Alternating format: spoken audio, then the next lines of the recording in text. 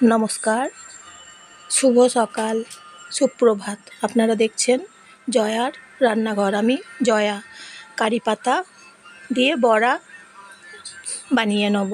কারি পাতাগুলোকে প্রথমে জল দিয়ে ধুয়ে নিয়েছি, তারপরে পরিষ্কার করে ছাড়িয়ে নিয়েছি কারি পাতাগুলোকে। কারি পাতা দিয়ে মুচমুচে, খুব খাস্তা মুচমুচে বড়া রান্না করব। কারি পাতা ছাড়িয়ে নিলাম এখন। এরপর কারি পাতার মধ্যে দিয়ে দেবো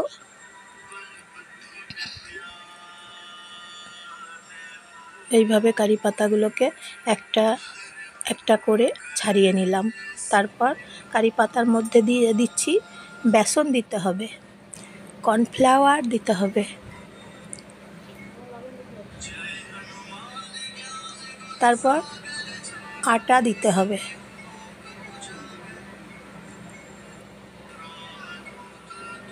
তারপর নুন দিতে হবে, তারপর কাঁচা লঙ্কা দিতে হবে। 12টা কাঁচা লঙ্কা দিচ্ছি।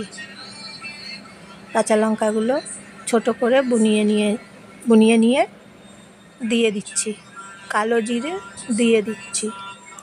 তারপর জিরে গুঁড়ো দিতে হবে 1 চামচ, ধনে গুঁড়ো দিতে হবে 1 চামচ,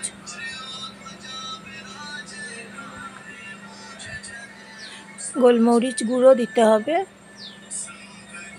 চামচে করে।